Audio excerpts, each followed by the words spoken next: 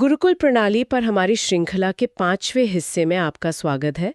अब तक हम प्रमाण जैसी गहरी अवधारणाओं पर बात कर चुके हैं। लेकिन जैसे जैसे हम इस विषय में गहरे उतर रहे हैं, एक सवाल मेरे मन में बार बार आ रहा है और मुझे यकीन है कि कई लोगों के मन में भी आता होगा। क्या? कि अगर ये गुरुकुल प्रणाली इतनी ही महान और असरदार थी तो आज हम इसे अपने बच्चों के लिए इस्तेमाल क्यों नहीं कर पा रहे हैं?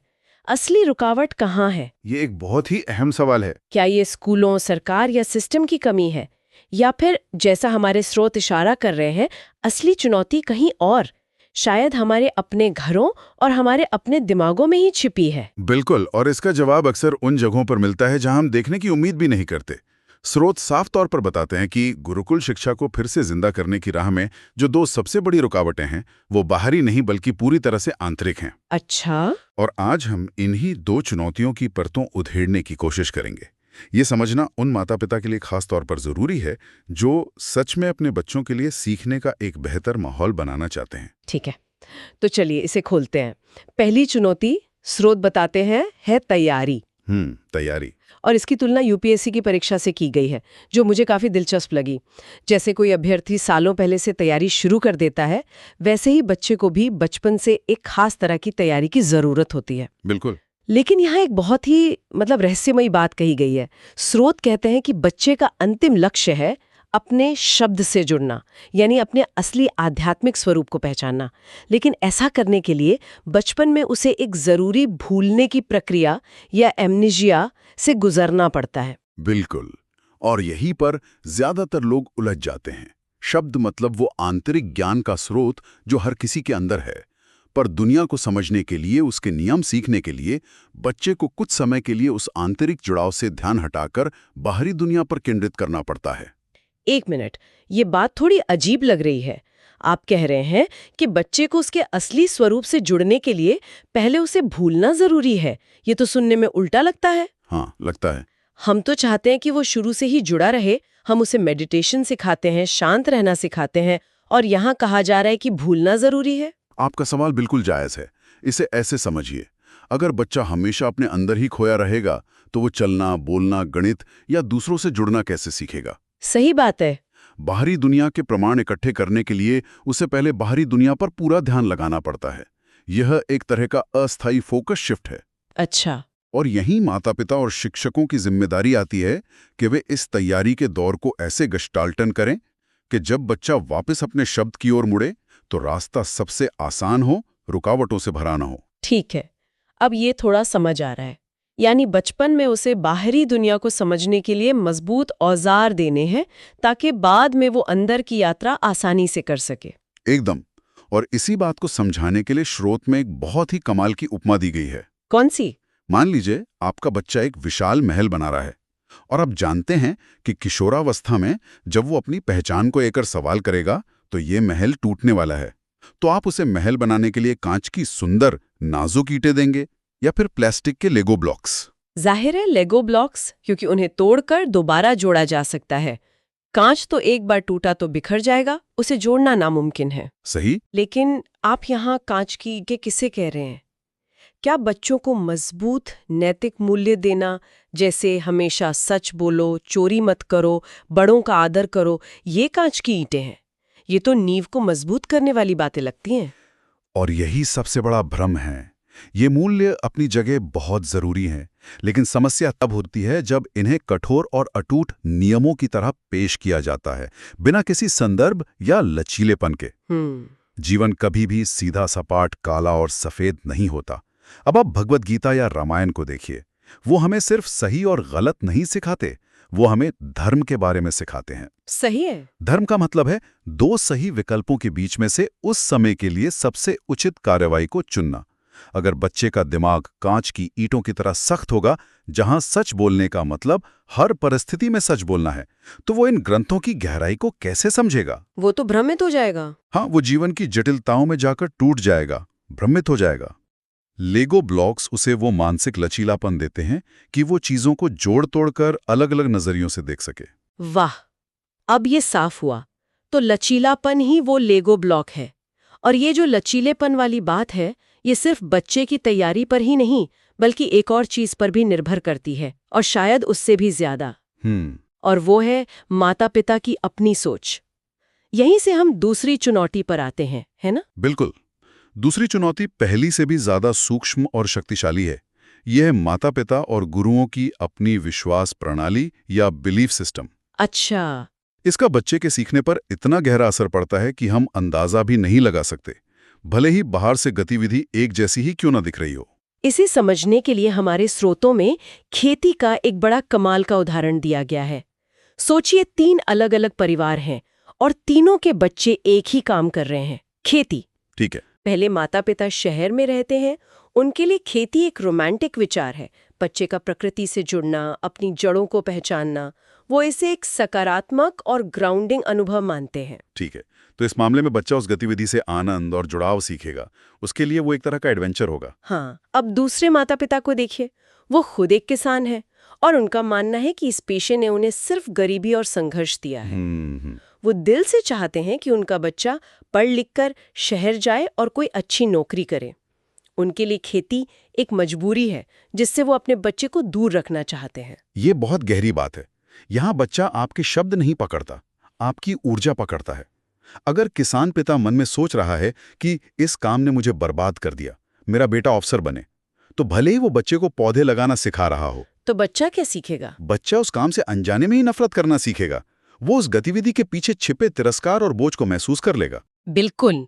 और फिर है तीसरे माता पिता। वो भी कृषक है, लेकिन वे मानते हैं कि धरती हमारी माँ है और असली समृद्धि सिर्फ कृषि से ही आ सकती है। उनके लिए यह एक पवित्र और आध्यात्मिक काम है। अब देखिए, तीनों बच्चे एक ही काम कर रहे हैं, लेकिन पहले का अनुभव आनंददायक होगा, दूसरे का निराशाजनक और तीसरे का आध्यात्मिक। फर्क गतिविधि में नहीं, माता पिता की मान्यता में है। और यहीं पर हम प्रकृति की गहरी समझ से जुड़ते हैं।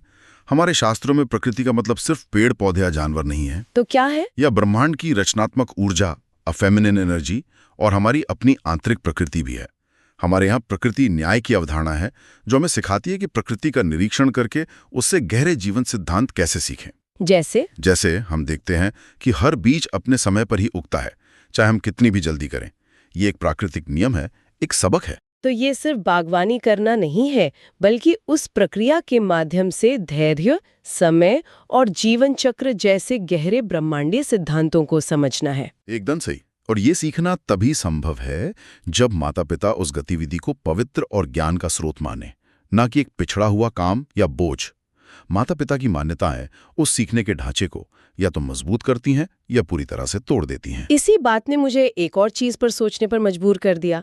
हम सब ने अपने बचपन में पंचतंत्र की कहानियां सुनी हैं। हाँ बिल्कुल। मुझे तो हमेशा यही लगता था कि ये बस बच्चों को मॉरल ऑफ द स्टोरी सिखाने के लिए है। शेर और चूहे की कहानी से सीखा कि किसी को छोटा मत समझो। लेकिन हमारे स्रोत कुछ और ही कहानी बताते हैं जो काफी चौंकाने वाली हैं। क्या ये सच है कि ये कहानियां बच्चों के लिए थी ही नहीं? ये हमारे समय की सबसे बड़ी गलतफहमियों में से एक है। गुरु विष्णु शर्मा ने इन कहानियों की रचना किशोर राजकुमारों के लिए की थी, और उनका लक्ष्य नैतिकता सिखाना नहीं था, बल्कि ज्ञान यानी विजडम जगाना था। अच्छा। राजा अपरशक्ति ने उनसे अपने मूर्ख पुत्रों में ज्ञान जगाने का अनुरोध किया था, नैतिकता का नहीं। एक मिनट, ज्ञान और नैतिकता में क्या फर्क है? आमतौर पर तो ये एक ही बात लगती है। ये एक बहुत बड़ा अंतर है। नैतिकता आपको नियमों का एक सेट देती है, ये सही है, ये गलत है, जबकि ज्ञान आपको ये समझने की क्षमता देता है कि उन नियमों को कब, कहां, कैसे और क्यों लागू करना है, और कब उन्हें तोड़ना भी जरूरी हो सकता है। बिल्कुल। विष्णु शर्मा ने राजा से कहा था कि वो 6 महीने में राजकुमारों को ज्ञानी बना देंगे, जबकि सामान्य तौर पर इसमें 12 साल लगते थे। तो उन्होंने ऐसा किया कैसे? इन कहानियों के जरिए? हाँ, मूल पंचतंत्र सिर्फ नैतिक शिक्षा नहीं है, ये प्रमाण का एक प्रैक्टिकल अभ्यास है। इसमें मुख्य रूप से अर्थापत्ति प्रमाण का इस्तेमाल किया गया है, जिसका मतलब है परिस्थितियों और उपलब्ध जानकारी के आधार पर सबसे संभावित निष्कर्ष निकालना। अच्छा, तो ये क्रिटिकल थिंकिंग है? ये क्रिटिकल थिंकिंग और स्ट्रेटेजिक एनालिसिस का एक शक्तिशाली उपकरण है। तो जब हम अपने बच्चों को कहानी के बाद सिर्फ ये पूछते हैं कि इससे क्या सीखा, तो हम असल में उन्हें उस गहरे विश्लेषण से दूर कर रहे हैं जो इन कहानियों का असली मकसद था। हाँ, हम उन्हें ज्ञान के बजाय सिर्फ नैतिकता का एक छोटा सा डोज दे रहे हैं। बिल्कुल। आप उन्हें एक रॉकेट को कागज का हवाई जहाज बनाकर दे रहे हैं। जब बच्चा इन कहानियों को सिर्फ नैतिक पाठ के रूप में सीखता है, तो किशोरावस्था में पहुंचकर वो इन्हें मनगढ़ंत और बचकानी कहानियां कहकर खारिज कर देता है। और इस तरह वो उस गहरे ज्ञान से चूक जाता है। हाँ, जो ये ग्रंथ उसे दे सकता था। जरा सोचिए, हम एक ज्ञान के खजाने को सिर्फ बच्चों की कहानियों की किताब बनाकर रख देते हैं, और ये अर्थापत्ति जैसे प्रमाणों को समझना आसान नहीं है। ये बात बिल्कुल सही है। अर्थापत्ति प्रमाण जैसी चीजें समझना आसान नहीं है, कम से कम मेरे लिए तो नहीं। मुझे लगता है कई माता पिता को भी ऐसा ही लगता होगा। आप बिल्कुल सही कह रही हैं। और इसी मुश्किल को आसान बनाने के लिए लीला गुरुकुलम एक बहुत ही दिलचस्प पहल कर रहा है। वे प्रमाण को समझने के लिए एक प्रैक्टिकल तरीका लेकर आ रहे हैं जो सीधे सीधे इसी समस्या का समाधान करता है। अच्छा, इस पर हम थोड़ी देर में और बात करेंगे। जरूर। लेकिन इस ज्ञान के खो जाने का जो जिक्र आपने किया, उससे मुझे श्रीनिवास रामानुजन का उदाहरण याद आ गया। वे अपने शब्द से पूरी तरह जुड़े हुए थे। उन्हें गणित के सूत्र सीधे अंतर्ज्ञान से मिलते थे, लेकिन उनका अनुभव भी इसी तरह की चुनौती को दिखाता है। बिल्कुल। उन्हें देवी नामगिरी के प्रति भक्ति से मार्गदर्शन मिलता था, और उनके माता पिता का इसमें बहुत बड़ा योगदान था। उनका पूरा जीवन मंदिर और देवता के इर्द गिर्द था, इसलिए उन्होंने रामानुजन के इस असाधारण संबंध को पोषित किया, उसे अजीब या गलत नहीं समझा। उन्होंने वो माहौल दिया। हाँ, लेकिन यहाँ एक मुश्किल सवाल खड़ा होता है। स्रोत कहते हैं कि उन्हें ज्ञान देवता से मिलता था। आज के वैज्ञानिक युग में ये विचार थोड़ा अंधविश्वासी नहीं लगता? हम अपने बच्चों को ये कैसे समझाएंगे कि गणित के सूत्र किसी देवी से आते हैं? ये आज के समय का सबसे जरूरी सवाल है, और यही हमारी आधुनिक समझ की सीमा आ जाती है। जब स्रोत देवता की बात करते हैं तो उनका मतलब सिर्फ पूजा की मूर्ति नहीं है। तो फिर उन्हें ज्ञान के केंद्रित स्वरूप, एक कॉन्सेंट्रेटेड फॉर्म ऑफ नॉलेज की तरह देखिए। जैसे संगीत के लिए सरस्वती या शक्ति के लिए दुर्गा। ये उस ज्ञान के विशाल सागर तक पहुंचने के लिए एक तरह के इंटरफेसेस हैं, एक फोकल पॉइंट। अच्छा। रामानुजन का अपनी देवी नामगिरी के जरिए उस गणितीय ज्ञान के स्रोत से एक सीधा कनेक्शन था। और आधुनिक शिक्षा प्रणाली के पास इस कनेक्शन को समझने का कोई ढांचा नहीं था। इसीलिए उन्हें अपने प्रमेयों के लिए प्रूफ देने में संघर्ष करना पड़ा, क्योंकि जवाब तो उन्हें सीधे मिल जाते थे, पर उस जवाब तक पहुंचने की सीढ़ी दर सीढ़ी प्रक्रिया उन्हें नहीं पता थी। ठीक यही हुआ। आधुनिक शिक्षा ने उनके अंदर से आ रहे ज्ञान और उसे दुनिया के सामने व्यक्त करने के बीच का पुल मजबूत करने के बजाय उस पर सवाल खड़े कर दिए। दुख की बात यह है कि आज हमने देवताओं को सिर्फ धार्मिक प्रतीकों के खांचे में डाल दिया है। हम या तो उन्हें अंधविश्वास मानकर खारिज कर देते हैं, या बिना समझे सिर्फ कर्मकांड करते हैं। ज्ञान के इन शक्तिशाली उपकरणों तक हमारी पीढ़ी ने अपनी पहुंच लगभग खो दी है। तो हमारी गुरुकुल श्रृंखला का अगला पड़ाव शायद यही होने वाला है। बिल्कुल। अगली बार हम देवताओं पर ही ध्यान केंद्रित करेंगे, वे असल में क्या हैं, और ज्ञान की यात्रा में वे एक उपकरण के तौर पर कैसे काम करते हैं। ये एक बहुत ही आकर्षक विषय होने वाला है। ठीक है, तो आज हमने दो बड़ी चुनौतियों को समझा। बच्चे की तैयारी में लचीलेपन की जरूरत और माता पिता के विश्वास प्रणाली का गहरा असर। और ये सब सुनने में बहुत अच्छा लगता है। हाँ, लेकिन इसे जीवन में कैसे उतारा जाए? आपने पहले लीला गुरुकुलम की पहल का जिक्र किया था। अब जब हमने इन चुनौतियों को समझ लिया है, तो शायद ये सही समय है ये जानने का कि माता पिता के लिए पहला व्यवहारिक कदम क्या हो सकता है। हाँ, क्योंकि सिद्धांत को व्यवहार में लाना ही असली चुनौती है। ज्ञान की इसी यात्रा में मदद करने के लिए लीला गुरुकुलम एक बहुत ही ठोस समाधान लेकर आ रहे हैं। और हमें ये बताते हुए बहुत खुशी हो रही है कि अगले हफ्ते 25 फरवरी 2026 को वे अपनी एक्सप्लोरिंग प्रमाणास किट लॉन्च कर रहे हैं। ये एक बहुत ही समय पर की गई पेशकश है। जैसा कि हमने पंचतंत्र के उदाहरण में देखा, प्रमाण की समझ के बिना हम अपने ही ज्ञान के खजानों का ताला नहीं खोल सकते। ये किट उसी ताले की चाबी की तरह है। बिल्कुल। ये किट अंग्रेजी में है और इसे 10 साल की उम्र से लेकर वयस्कों तक कोई भी इस्तेमाल कर सकता है।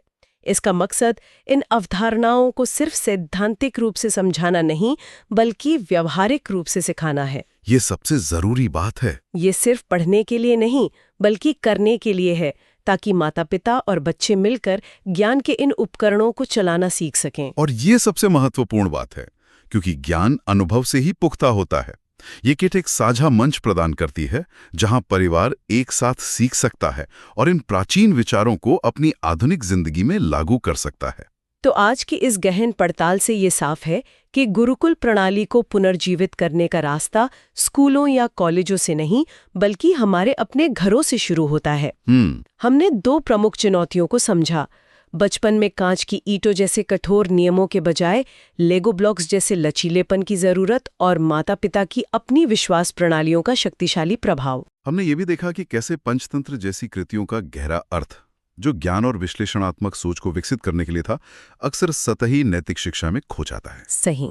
और कैसे रामानुजन जैसे असाधारण व्यक्तित्व आधुनिक शिक्षा के संकीर्ण ढांचे में अपने ज्ञान को पूरी तरह से व्यक्त करने के लिए संघर्ष करते हैं। ये सब हमें सोचने पर मजबूर करता है कि हम कितनी ही संभावनाओं को अनजाने में ही दबा देते हैं, सिर्फ इसलिए क्योंकि हम उन्हें समझने का सही ढांचा खो चुके हैं। बिल्कुल। और ये चर्चा माता पिता के लिए विचार करने के लिए एक महत्वपूर्ण प्रश्न छोड़ जाती है। हमने देखा कि कैसे हमारा आधुनिक दृष्टिकोण पंचतंत्र के ज्ञान या देवताओं जैसे उपकरणों तक हमारी पहुंच को सीमित कर सकता है, क्योंकि हम उन्हें सही चश्मे से नहीं देख रहे हैं। सही। और वो प्रश्न क्या है? सोचने वाली बात यह है कि ज्ञान के और कौन से प्राचीन उपकरण हो सकते हैं जो हमारी नजरों के ठीक सामने छिपे हुए हैं और अपने मूल संदर्भ में फिर से खोजे जाने और समझे जाने की प्रतीक्षा कर रहे हैं। हो सकता है हमारे त्योहार, हमारी कला, हमारे रीति रिवाज, ये सब सिर्फ परंपराएं ना होकर ज्ञान प्राप्त करने के वो भूले हुए उपकरण हों जिनके इस्तेमाल की विधि हम भूल चुके हैं।